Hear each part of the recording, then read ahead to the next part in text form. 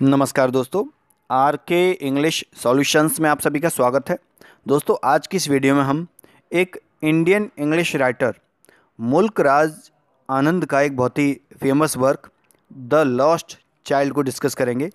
लेकिन उससे पहले थोड़ा सा मुल्क राज आनंद के बारे में भी हमें जान लेना चाहिए। दोस्तों, इनका जन्म पेशावर पाकिस्तान में 12 दिसंबर 1905 में हुआ था। मुल्क राज आनंद, आर के नारायण और राजा राव को इंडो एंग्लियन फिक्शन का पायोनियर कहा जाता है। पायोनियर से मतलब उनके जनक, उनको बनाने वाले। और आप ये दोस्तों यहाँ सोचेंगे इंडो एंग्लियन फिक्शन, इसका क्या मतलब होता है? इंडो एंग्लियन का मतलब होता है जो इंडियन इंग्लिश राइटर होते हैं उनको हम इंडो एंग्लियन कहते हैं।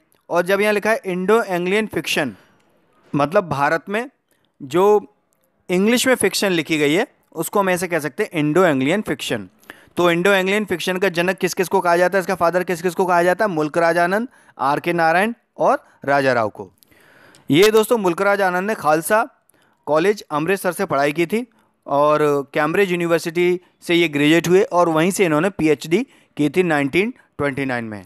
इनका जो फर्स्ट पॉपुलर नॉवेल है अनटचेबल, ये पब्लिश हुआ था 1935 में। इनके और भी कुछ फेमस वर्क हैं, फेमस नॉवेल्स हैं, उनको मैं आपको बता दे रहा हूँ, उनको आप नोट कर लीजिए। जैसे द विलेज 1939 में पब्लिश हुआ था। अक्रॉस द ब्लैक वाटर्स 1939 में ये भी पब्लिश हुआ था। The sword and the sickle ये 1942 में पब्लिश हुआ था। कुली ये 1936 में। And the private life of an Indian Prince ये 1953 में पब्लिश हुआ था। तो जैसा कि मैं आपको बता रहा था, इससे रिलेटेड क्वेश्चंस बन जाते हैं। जैसे मान लीजिए ऐसे पूछा जाता है who were the pioneers of Indo Anglian fiction, तो इसके आंसर्स आपको इन तीनों में से देने पड़ेंगे, मुल्क राज आनंद और आर के नारायण और राजा राव। ऐसे भी पूछ लिया जाता है what is the first novel of मुल्क राज आनंद, तो आपको आंसर देना पड़ेगा अनटचेबल। इनको कई अवार्ड्स भी मिल चुके हैं दोस्तों, ये भी आपके एग्जाम के लिए बहुत ही इंपॉर्टेंट है। जैसे इनको इंटरनेशनल पीस प्राइज़ मिला है 1953 में, पद्म भूषण अवार्ड मिला है 1968 में और इनको साहित्य अकेडमी अवार्ड भी मिला है 1971 में। और दोस्तों पुणे महाराष्ट्र में 28 सितंबर 2004 में 98 साल की उम्र में इनकी मृत्यु हो गई थी। तो चलिए अब शुरू करते हैं और पढ़ते हैं the lost child. A child goes to a fair with his parents. He is happy and excited and wants the sweets and toys displayed there. एक बच्चा अपने पेरेंट्स के साथ मेले में जाता है, बहुत खुश है, बहुत उत्साहित है, एक्साइटेड है, और जो उसे वहाँ मेले में स्वीट्स या टॉयज़ दिखाई दे रहे हैं वो उनको लेने की इच्छा व्यक्त करता है या चाहता है। But his parents don't buy them for him, लेकिन उसके पेरेंट्स उस बच्चे को ये सब चीज़ें लेकर नहीं देते हैं।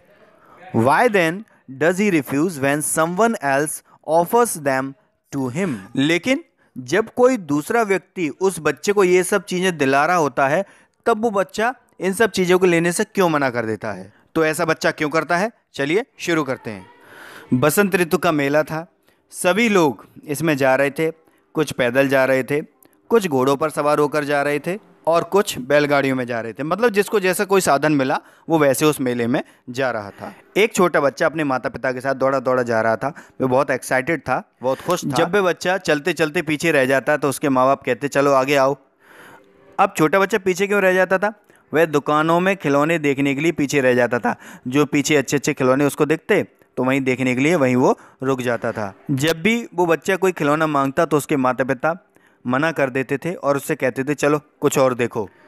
तो बच्चे को दूसरी चीज़ें भी अच्छी लगने लगती। अब क्योंकि ये बसंत का मौसम था तो सरसों पर फूल आने लगे थे। खेत इसके साथ सोने की तरह दिखाई दे रहे थे।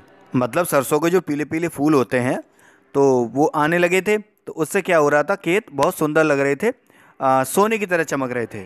तो उन फूलों पर जो मक्खियाँ उड़ रही थीं तो उस बच्चे ने उन मक्खी में से एक मक्खी पकड़ने की कोशिश की, लेकिन उसकी माँ ने उसे बुला लिया।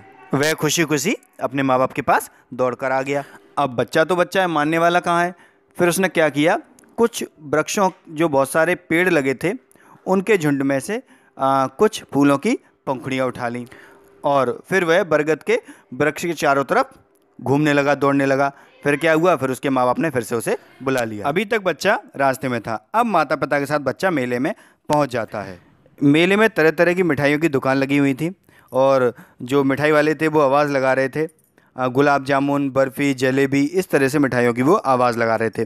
तो मिठाइयों को देखकर बच्चे के मुंह में पानी आ गया। उस बच्चे ने अपने माँ बाप से बर्फ़ी मांगी क्योंकि उसे बर्फ़ी बहुत अच्छी लगती थी, लेकिन उसके माँ बाप ने उस पर ध्यान ही नहीं दिया। फिर बच्चा वहाँ से आगे बढ़ जाता है और फिर वहाँ उसे एक फूल बेचने वाले को वो कहते हुए सुनता है, गुलमोहर की माला ले लो, गुलमोहर की माला ले लो। फिर बच्चा वह वहीं फूल वाले के पास पहुँच जाता है क्योंकि उसे एक माला चाहिए थी, लेकिन वह ये जानता था कि उसके माता पिता उसे यह खरीद कर नहीं देंगे, मना कर देंगे, इसलिए वो आगे बढ़ गया। फिर उसने एक गुब्बारे बेचने वाले को देखा, तो उसके पास बहुत सुंदर सुंदर तरह तरह के गुब्बारे थे, लेकिन बच्चा ये जानता था कि उसके माता पिता उसे खरीद कर नहीं देंगे, फिर वो वहाँ से भी आगे बढ़ गया। फिर बच्चे ने एक सपेरे को देखा, वह सांप के आगे बीन बजा रहा था। वह बच्चा उस सपेरे के पास गया, लेकिन वह बच्चा जानता था कि उसके माता पिता उसे ये संगीत सुनने के लिए भी मना कर देंगे, इसलिए वह आगे बढ़ गया।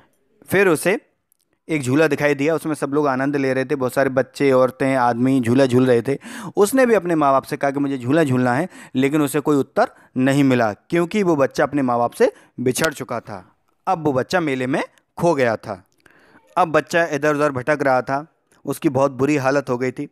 बच्चे के गले से एक बहुत गहरी और बहुत तेज़ चिल्लाहट निकली, बहुत तेज़ चीखा वो, माँ, पिता, इस तरीके से चिल्लाया वो। उसकी आंखों से आंसू बह रहे थे, वह चिल्ला रहा था, इधर उधर दौड़ रहा था, लेकिन उसे उसके माता पिता नहीं दिख रहे थे। फिर वह लड़का एक मंदिर की तरफ दौड़ा, वहाँ बहुत ज़्यादा भीड़ थी, जैसे जैसे बच्चा अंदर जाता लोग उसे पीछे की तरफ धकेल देते। फिर एक व्यक्ति ने उस बच्चे की चीख सुन ली और उसे अपने हाथों में उठा लिया। उस व्यक्ति ने बच्चे के माता पिता को ढूंढने की कोशिश की, उस बच्चे से पूछा कि वह वहाँ कैसे आया। उसने उस बच्चे से उसके माता पिता का नाम भी पूछा, लेकिन बच्चे ने सिर्फ इतना कहा कि मुझे मेरे पिता चाहिए, माँ चाहिए।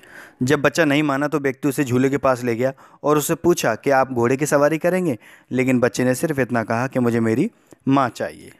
फिर उस व्यक्ति ने उससे पूछा क्या तुम गुब्बारा लोगे, लेकिन बच्चा रोता रहा और बस यही कहता रहा कि मुझे मेरे माँ बाप चाहिए। फिर वो व्यक्ति उस बच्चे को एक फूल वाले के पास ले गया, उसने उससे पूछा क्या तुम फूलों की माला लोगे, बच्चे ने मना कर दिया, मुझे मेरी माँ चाहिए, मुझे मेरे पिता चाहिए, बस इतना ही कह रहा था। फिर वो मिठाई वाले के पास ले गया, उसने उससे पूछा कि तुम्हें कौन सी मिठाई पसंद है, बच्चे ने अपना चेहरा मोड़ लिया और बस इतना ही कहा कि मुझे मेरी माँ चाहिए, मुझे मेरे पिता चाहिए।